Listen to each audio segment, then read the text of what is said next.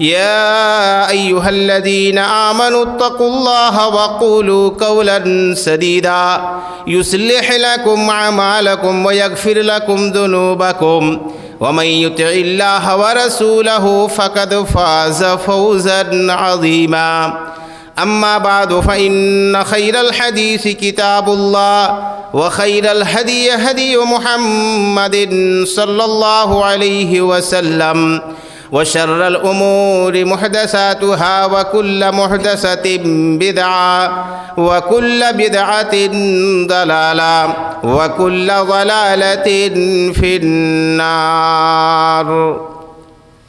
أعوذ بالله من الشيطان الرجيم. بسم الله الرحمن الرحيم. هل أتاك حديث ضيف إبراهيم المكرمين إذ دخلوا عليه فقالوا سلاما قال سلام قوم منكرون فراغ إلى أهله فجاء بعجل سمين. وقال الله تبارك وتعالى في مقام آخر: بسم الله الرحمن الرحيم. ويؤثرون على أنفسهم ولو كان بهم خصاصة. وقال الله تبارك وتعالى في موضع آخر: بسم الله الرحمن الرحيم. يا أيها الذين آمنوا اتقوا الله وقولوا قولا سديدا يصلح لكم أعمالكم ويغفر لكم ذنوبكم ومن يطع الله ورسوله فقد فاز فوزا عظيما.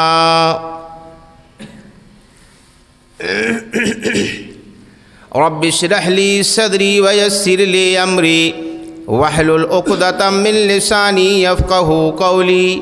سبحانك لا علم لنا إلا ما علمتنا إنك أنت العليم الحكيم. رب زدني علما. حاضرین جمعہ، معزز علماء کرام، تشنگان علوم نبوت، خصوصاً طلباء جامعہ اصلاح المومنین برہیٹ و دیگر احباب، اللہ رب العالمین کی مختصر تعریف و توصیف کے بعد درود و سلام کا نذرانہ جناب محمد الرسول اللہ صلی اللہ علیہ وسلم پر، جس رسول کے ہم سب امتی، مطیع اور پیروکار ہیں۔ حضرات، قرآن کریم کی کئی جگہ سے، دو جگہ سے مکمل آیتیں اور ایک جگہ سے ایک آیت کریمہ کا ٹکڑا تلاوت کی گئی ہے۔ وقت کو سامنے رکھ کر انہی آیتوں کی روشنی میں کچھ باتیں عرض کرنی ہیں۔ اللہ رب العالمین نے انسان کی تخلیق کے بعد ہماری ہدایت کے لیے نبیوں اور رسولوں کا سلسلہ جاری کیا، جن میں کہ ہماری آخری کڑی، آخری نبی جناب محمد رسول اللہ صلی اللہ علیہ وسلم ہیں۔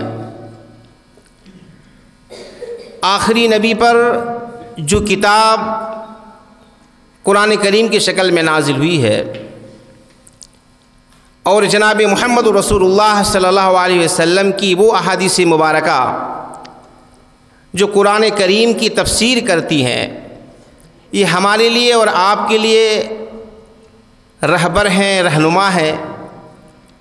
اور اللہ رب العالمین نے انسان کو ہر موقع کے لیے، ہر مناسبت کے لیے رہنمائی فرمائی ہے۔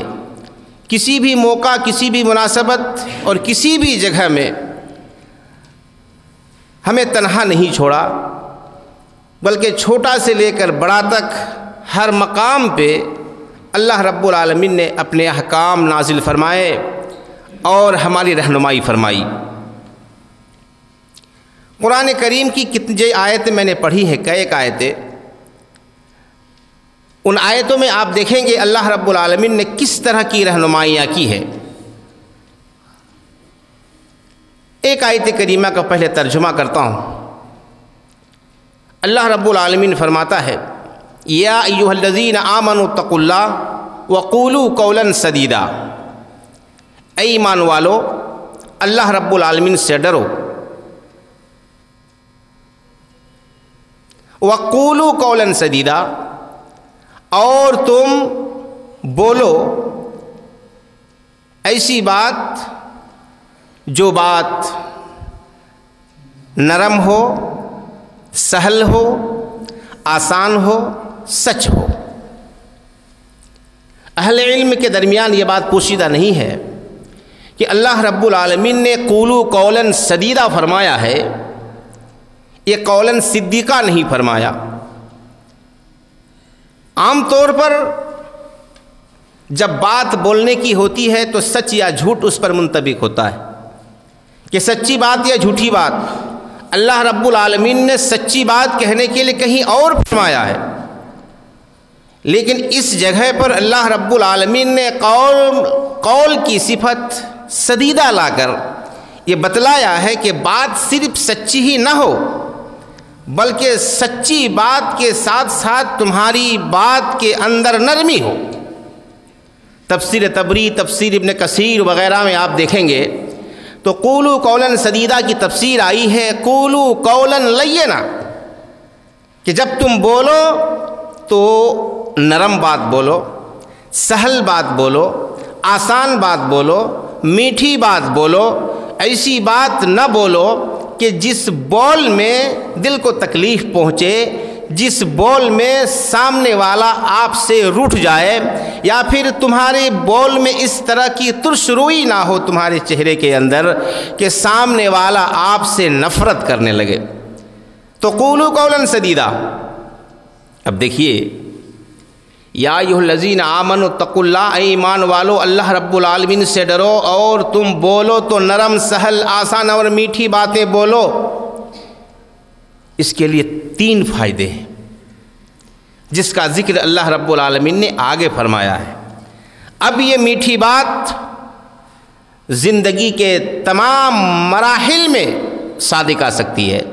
یہ سچی بات، یہ نرم بات، یہ سہل بات، یہ نرم قول زندگی کے جس بھی شعبہ حیات سے آپ کا تعلق ہے وہاں سے یہ ساری چیزیں صادق آئیں گی۔ مان لیجیے ابھی ہمارے یہاں پروگرام ہے،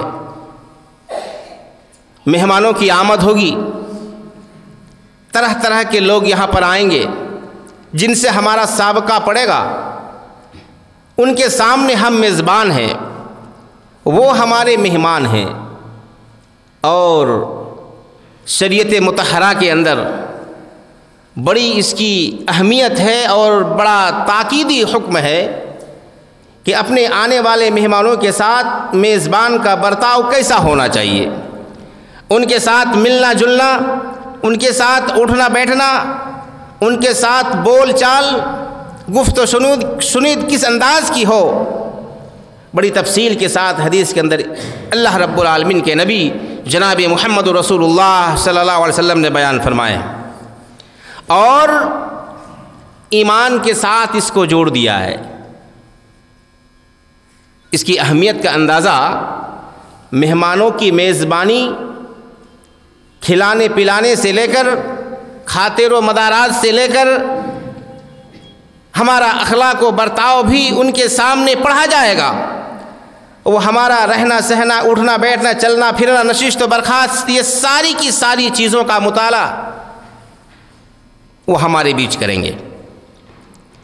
تو اللہ کے نبی صلی اللہ علیہ وسلم نے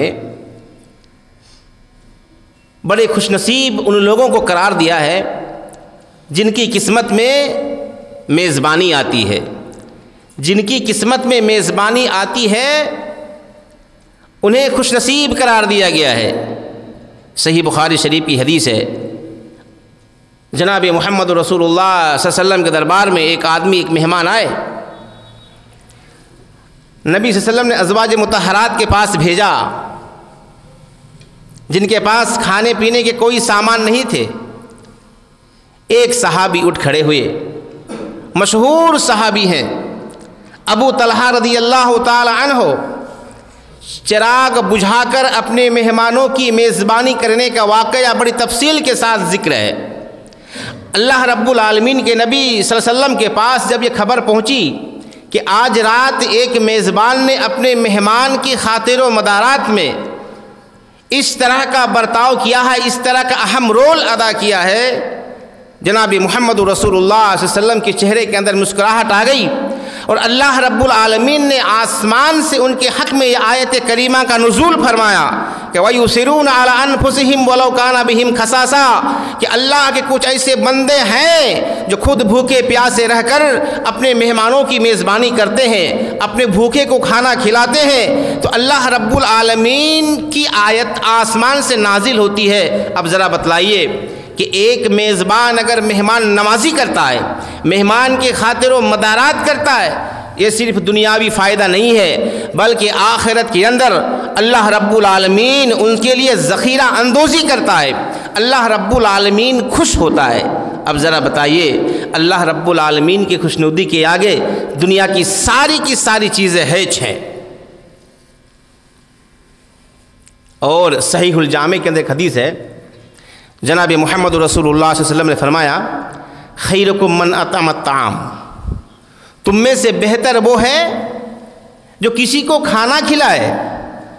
یہ عام حدیث ہے، کھانا چاہے بھوکے کو کھلایا جائے، کھانا چاہے مہمان کو کھلایا جائے، کھانا چاہے اپنے متعارفین کو کھلایا جائے، ایک ہی بات کہ خیرکم من اطعم الطعام، سب سے بہتر یا تم میں سے بہتر وہ آدمی ہے جو دوسرے کو کھانا کھلاتا ہے۔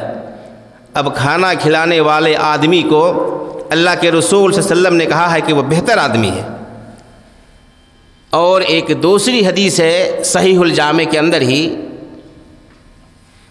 لا خیر من لا یضیف، اس کی زندگی میں کوئی بھلائی نہیں ہے، یا پھر وہ آدمی اچھا نہیں ہے جو کبھی زندگی میں مہمان نوازی نہیں کرتا ہے یا پھر دوسرے کو کھانا نہیں کھلاتا ہے۔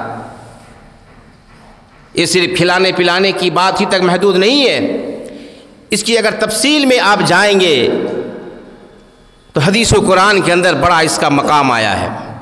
تو میں عرض یہ کر رہا تھا کہ اللہ رب العالمین نے ارشاد فرمایا کہ قولوا قولا سدیدا، اب تم اپنے مہمان کو کھانا بھی کھلا دو لیکن بات ان سے الٹی پلٹی کرو، بات ان سے ادھر ادھر کی کر لو، ان کے ساتھ بے ادبی کے ساتھ پیش آؤ، تو پھر یہ کھانا کھلانا صرف کھلانا ہی ہوا۔ اس لیے ایک مہمان کے جتنے سارے لوازمات ہیں، ایک وہ آدمی جو آپ کا گھر آتا ہے یا آپ کے گاؤں میں آتا ہے یا آپ کے علاقے میں آتا ہے، تو ایک اجنبی آدمی کو کتنی ساری ضروریات ہو سکتی ہیں، ان کے کتنے سارے لوازمات ہو سکتے ہیں۔ وہ جس طرح سے بھوکا ہو تو اس کو کھانا کی ضرورت ہو، اس آدمی کو میٹھی بول میٹھی باتوں کی ضرورت ہو، اس آدمی کو کسی اور چیز کی رہنمائی کی ضرورت ہو، اس کو اور کسی راستے کی رہنمائی کی ضرورت ہو۔ ایک اجنبی آدمی کو جتنے ساری لوازمات کی ضرورت ہو، وہ تمام لوازمات ایک مقامی آدمی، مقامی شخص، وہ گاؤں کا آدمی بھی ہو سکتا ہے، وہ مدرسے کا طالب علم بھی ہو سکتا ہے، یا پھر مقامی کوئی بھی آدمی ایسا ہو سکتا ہے جو اپنے مہمانوں کی رہنمائی کر سکتا ہو۔ تو اللہ رب العالمین نے کہا وَقُولُوا قَوْلًا سَدِيدًا۔ اب فضیلت سنیے کہ مہمان کی مہمان نوازی کریں گے، یہ تو آپ کی ایمان کی علامت ہوگی، آپ کی ایمان کی پہچان ہوگی۔ ایک دوسری حدیث ہے بخاری شریف کی کہ من کان یؤمن باللہ والیوم الآخر فلیکرم ضیفہ، کہ جو ایماندار ہوگا، جو اللہ پر اور یوم آخرت پر ایمان رکھتا ہوگا، وہ اپنے مہمان کی مہمان نوازی کرے گا، وہ اپنے مہمان کی خاطر و مدارات کرے گا۔ اب دیکھیے اس کا تعلق ایمان سے جوڑ دیا۔ اس کا مطلب یہ ہے کہ مہمان نوازی نہ کرنے والا، مہمان کے ساتھ اچھے آداب کے ساتھ پیش نہ آنا، اپنے مہمان کے ساتھ صحیح طریقے سے پیش نہ آنا، یہ گویا کے خلاف ہے۔ اس کا مفہوم مخالف تو یہی ہوگا کہ جو اللہ اور اس کے رسول پر ایمان رکھتا ہو وہ اپنے مہمان کی مہمان نوازی کرے۔ اگر مہمان نوازی وہ نہیں کرتا ہے یا پھر ایک مہمان کی جو ضروریات ہیں ممکنہ حد تک اس کی تکمیل کے لیے کوشش نہیں کرتا ہے تو پھر اپنے ایمان کا جائزہ لینا چاہیے، ایمان کا اجسر نو احتساب کرنا چاہیے۔ تو اس لیے اہل ایمان کی یہ عادت ہے، اہل ایمان کی یہ پہچان ہے کہ اپنے آنے والے مہمانوں کی وہ مہمان نوازی کرتا ہے۔ تو مہمان نوازی کھانے پینے سے لے کر وہ ہمارے ہاتھ سے، ہماری زبان سے، ہمارے پاؤں سے، کسی بھی چیز سے، کسی بھی طرح سے وہ تکلیف محسوس نہ کرے، یہ اس کے لوازمات ہیں۔ اس لیے اللہ رب العالمین نے کہا قولو قولا سدیدا، کوئی آدمی اگر میٹھی بول بولتا ہے، میٹھی بات بولتا ہے، سچی بات بولتا ہے، نرم سہل اور آسان بات بولتا ہے، اس کے لیے 3 فائدے ہیں، اس کے لیے 3 انعامات اللہ رب العالمین نے متعین کیے ہیں جو کسی بھی شخص سے، کہ جب تم بولو تو میٹھی بات بولو، جب تم بولو تو سچی بات بولو، جب تم بولو تو آسان بات بولو، جب تم بولنا شروع کرو تو کم سے کم اتنا تو دیکھ لو کہ میں جس کے سامنے بول رہا ہوں یہ میرے سامنے کون کھڑے ہیں۔ میرے سامنے باپ بھی ہو سکتا ہے، میرے سامنے استاد بھی ہو سکتا ہے، میرے سامنے ہماری ساس بھی ہو سکتی ہے، میرے سامنے ہماری مائیں بھی ہو سکتی ہیں، میرے سامنے ہمارے بڑے بھی ہو سکتے ہیں۔ تو ہم 1 کلو کی بات بولیں یا 250 گرام کی بات بولیں یا پھر آدھا کلو کی بات بولیں یا پھر کتنا وزن کی بات بولیں، اس لیے کہا گیا ہے کہ پہلے تولو پھر بولو، پہلے تولو پھر بولو، اس لیے کہ زبان ہی پان کھلا دے اور زبان ہی لات کھلا دے۔ یہ تو دنیا کا ماحول ہے، دنیا کا محاورہ ہے کہ اسی زبان سے انسان کو پان کھلاتا ہے اور اسی زبان کی وجہ سے انسان کو لات کھانی پڑتی ہے۔ اس لیے وقولو قولا سدیدا، اللہ رب العالمین سے ڈرو اور جب تم بولو تو میٹھی، سچی اور نرم بولو۔ اس کا 3 انعام ہے۔ پہلا انعام وَيُصْلِحْ لَكُمْ أَعْمَالَكُمْ، وَيُصْلِحْ لَكُمْ أَعْمَالَكُمْ، اللہ تمہارے عمل کی اصلاح کر دے گا۔ عمل عربی زبان ہے، اردو میں کام، ورک، تمہاری ورکنگ زندگی کو اللہ رب العالمین درست کر دے گا۔ یہ اصلاح افساد کے مقابلے میں، فساد کے مقابلے میں، بگاڑ کے مقابلے میں اصلاح آتی ہے۔ تمہاری زندگی میں تمہارا کام اگر بگڑ گیا ہے، تمہاری زندگی میں تمہارا کام اگر نقصان پذیر ہے، تمہاری زندگی میں تمہارا کوئی بھی کام، تمہاری ورکنگ زندگی میں اگر کوئی گڑبڑی ہے تو تمہارے اس آسان سہل اور نرم بولنے کی وجہ سے اللہ رب العالمین تمہارا کام کو آسان کر دے گا، سدھار کر دے گا۔ آج لوگ پریشان ہیں، زندگی کے مختلف مراحل میں طرح طرح کے لوگ نقصانات اٹھا رہے ہیں، تو من جملہ ان میں سے ممکن ہے اور لوگوں کو جائزہ لینا چاہیے کہ خامی کہاں پر ہے۔ اللہ رب العالمین نے کہا کہ اللہ رب العالمین سے ڈرنے کے بعد جب تمہارے بول کے اندر، تمہارے قول کے اندر مٹھاس ہو، نرمی ہو، سہل ہو، تو پہلا انعام اللہ کی طرف سے یہ دیا جائے گا کہ تمہارے کاموں کی اللہ تعالیٰ اصلاح فرما دے گا۔ اصلاح کی ضرورت کب ہوتی ہے؟ جب بگاڑ پیدا ہو جائے۔ ہماری گاڑی خراب ہو گئی، سدھار کے لیے ہم مستری کے پاس لے جائیں گے۔ تو انسان اپنی زندگی میں بہت سا کام کرتا ہے، تجارت کرتا ہے، بزنس کرتا ہے، لکھتا ہے، پڑھتا ہے اور کوئی بھی چیز کرتا ہے، اس میں اگر بگاڑ ہے اللہ رب العالمین سدھار کر دے گا۔ یصلح لکم اعمالکم۔ دوسرا انعام یہ ہے کہ وَيَغْفِرْ لَكُمْ ذُنُوبَكُمْ، اور اللہ رب العالمین تمہارے گناہوں کو معاف فرما دے گا۔ اب بتائیے، کاموں کی اصلاح کر دے گا، بہترین بولنے کی وجہ سے۔ یہاں پر ایک اور حدیث پیش کرتا ہوں، بخاری شریف کی حدیث ہے،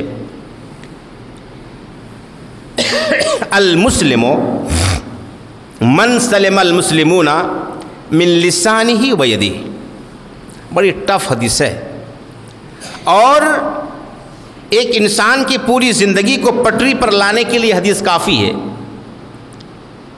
ایک انسان کے، ایک مسلمان کے مسلمان ہونے کی یہ پہچان یہ بھی ہے، المسلم من سلم المسلمون، کہ ایک مسلمان دوسرے مسلمان کے ہاتھ سے اور زبان سے محفوظ رہے، ایک مسلمان دوسرے مسلمان کی زبان سے اور اس کے ہاتھ سے محفوظ رہے۔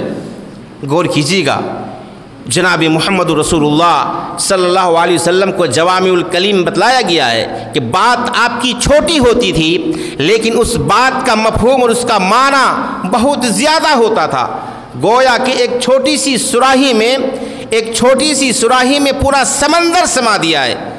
محمد رسول اللہ صلی اللہ علیہ وسلم نے فرمایا کہ المسلم، ارے مسلمان کون ہے؟ من سلم المسلمون، کہ دوسرے مسلمان محفوظ رہے اس کی زبان سے، اس کے ہاتھ سے، چونکہ یہ ہاتھ ہی اور زبان ہی ایک ایسی چیز ہے جس سے انسان سب کچھ کرتا ہے۔ یہ ہاتھ کوئی کچھ کرتا ہے بولے اس میں اسی کا ہاتھ ہے، اس میں اسی کا ہاتھ ہے۔ دیکھیے زندگی کے کہاں کہاں اس ہاتھ کو آپ لے جائیں گے۔ تو ایک مسلمان جب رات کو سوئے تو اس اطمینان و سکون کے ساتھ سوئے کہ میں اس کے ہاتھ سے محفوظ ہوں، میں اس کی زبان سے محفوظ ہوں۔ اس طرح کا احساس، اس طرح کا اعتماد ہمارے اور آپ کے اوپر ہو، یہ ایک مسلمان کی پہچان ہے۔ تو اللہ رب العالمین نے بہترین قول، زبان کو بہترین طریقے سے استعمال کرنے کا جو پہلا فائدہ بتلایا ہے کہ وہ ہماری زندگی کے کام و کاج کو اللہ رب العالمین سدھار دے گا، اس کی اصلاح کر دے گا۔ آج لوگ جھوٹی بات میں پریشان زیادہ ہوتے ہیں، جھوٹی باتوں سے کام نکل جاتا ہے، جھوٹی بول کر، دھوکے کی بات بول کے انسان بروقت وقتی طور پر اپنا کام تو نکال لیتا ہے لیکن آگے چل کر کے بڑی کٹھنائی کا سامنا کرنا پڑتا ہے، بڑے بڑے گڈھے آپ کو ملتے ہیں آگے چل کر۔ وقتی طور پر خوش ہو جانا، زبان کا غلط استعمال کر کے وقتی طور پر اپنے آپ کو خوش کر لینا، خوش ہو سکتے ہیں، لیکن آگے چل کر جب اس کا نتیجہ آتا ہے، اس کا رزلٹ آتا ہے تو بڑا بھیانک آتا ہے۔ اس لیے اللہ رب العالمین کا جو پہلا انعام ہے کہ معمولی، اس دنیا کے معمولی فائدے کے حصول کے لیے اپنی زبان کو، اپنی قول کو غلط استعمال نہ کرو، اس لیے کہ اصل فائدہ وہ دائمی فائدہ ہے، اور وہ دائمی فائدہ اللہ رب العالمین کے ہاتھ میں ہے، اور اللہ کہتا ہے کہ تم زبان کا صحیح استعمال کرو، میں تمہارے کام کو سدھار دوں گا۔ ایک آدمی اپنے کام کو بنانے کے لیے زبان کا استعمال طرح طرح سے کرتا ہے، تو اس لیے ضرورت اس بات کی ہے کہ اللہ رب العالمین کا وہ انعام حاصل کرنے کے لیے کہ اللہ نے کہا کہ ہم تمہارے کام کو سدھار دیں گے، بنا دیں گے، تم صرف میٹھی اچھی سہل اور نرم باتیں بول دو، یہ پہلا انعام ہے۔ دوسرا انعام ہے وَيَغْفِرْ لَكُمْ ذُنُوبَكُمْ، اللہ رب العالمین تمہارے گناہوں کو معاف کر دے گا، تمہارے گناہوں کی مغفرت ہو جائے گی۔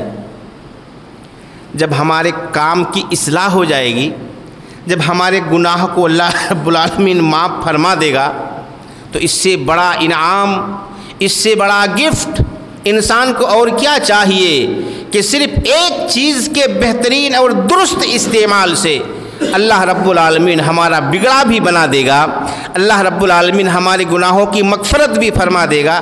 اس سے بڑا گفٹ اور اس سے بڑا انعام انسان کو اور کیا چاہیے؟ تمام باتوں کا خلاصہ اور لب لباب یہ ہے کہ برادران اسلام، زندگی کے کسی بھی موڑ میں ہوں، زندگی کے کسی بھی جگہ پہ ہوں، اجنبی مل جائے، مہمان مل جائے، ان کی تکریم کیا کریں، چاہے گاؤں میں ملے، بازار، بسا اوقات آج کل ایسا ہوتا ہے اجنبی لوگ مل جانے سے لوگ ان کو ٹھگنے کی کوشش کرتے ہیں، چاہے ہم تجارت میں ہوں، بزنس میں ہوں، یا پھر زندگی کے کسی بھی شعبہ حیات میں ہوں، اجنبی کو دیکھ لینے کے بعد انسان ان سے کچھ فائدہ حاصل کرنے کی کوشش کرتا ہے، یہ غلط ہے۔ بلکہ وہاں پر وہ آپ کی حیثیت ایک میزبان کی ہو گئی اور ان کی حیثیت ایک مہمان کی ہو گئی، اور مہمان کا جو حق ہے اس حق کو آپ کو ادا کرنا ہے۔ اس لیے بعض علماء کرام نے ان احادیث کی روشنی میں مہمان کی میزبانی کو واجب قرار دیا ہے کہ یہ فرض ہے، اور بخاری شریف کی اس حدیث کا جو ظاہری مفہوم ہے اس سے بھی واجب کی طرف ہی یہ مسئلہ جاتا ہے کہ من کان یؤمن باللہ والیوم الآخر فلیکرم ضیفا، اپنے مہمان کی مہمان نوازی کرو، اور یہ واجب کا درجہ رکھتا ہے۔ اس لیے میرے بھائیوں، چاہے مدرسے کا مہمان ہو، چاہے گاؤں کا مہمان ہو، چاہے جلسے یا کانفرنس کے مہمان ہو، یا پھر ہمارے گھر میں آنے والے انفرادی اور اجتماعی طور پر آنے والے مہمان ہوں، یا پھر کوئی بھی ہو، ان کے ساتھ ہمارا جو سلوک ہو وہ میزبانہ سلوک ہو۔ اللہ اور اس کے رسول نے کامیابی کی یہ ضمانت بتلائی ہے، اور عرش والا خوش ہوتا ہے جب دنیا میں کوئی انسان دوسرے انسان کے ساتھ اس طرح سے بہترین طریقے سے ملتا ہے، ان کے خاطر و مدارات کرتا ہے، تو اللہ رب العالمین خوش ہوتا ہے۔ برادران اسلام، یہ چند مختصر اور غیر مرتب باتیں آپ کی خدمت میں نے رکھی، جس کا خلاصہ لب لباب یہ ہے کہ یہ عظیم الشان 2 روزہ 100 سالہ پروگرام ہمارے سامنے ہے۔ آپ حضرات مدرسے سے متعلق ہو، آزو بازو گاؤں محلے علاقے کے ہوں، آپ کی بھی حیثیت ایک میزبان کی طرح ہونی چاہیے۔ آپ جب یہاں آئیں، اجنبی آپ سے ملیں، آپ ان کی رہنمائی کریں، وہ ان کو جس چیز کی ضرورت ہو آپ سے دریافت کریں، تو آپ انہیں ان کی ضرورتوں کو تکمیل کرنے کی کوشش کریں، پوری کرنے کی کوشش کریں، یا پھر جہاں پر ان کی وہ ضرورت پوری ہو سکتی ہے وہاں تک آپ ان کی رہنمائی کریں۔ اللہ رب العالمین سے دعا ہے کہ پروردگار عالم بار الہ یہ عظیم الشان جو جامعہ کا 100 سالہ پروگرام ہے، اللہ تو اس کو خیر و عافیت کے ساتھ اللہ تو اس کو اختتام تک پہنچا، آمین۔ رب العالمین اس میں جتنے سارے لوگوں کی جس بھی حیثیت سے شرکت ہو، اللہ تو ان کی شرکت کو قبول فرما لے۔ پروردگار عالم یہ 2 روزہ عظیم الشان اجلاس کو ہمارے لیے، ادارے کے لیے، علاقے کے لیے، پوری امت مسلمہ کے لیے خیر و برکت کا باعث بنا، آمین ثم آمین۔ تقبل یا رب العالمین۔ اقول قولی ھذا استغفر اللہ لی ولکم ولسائر المسلمین۔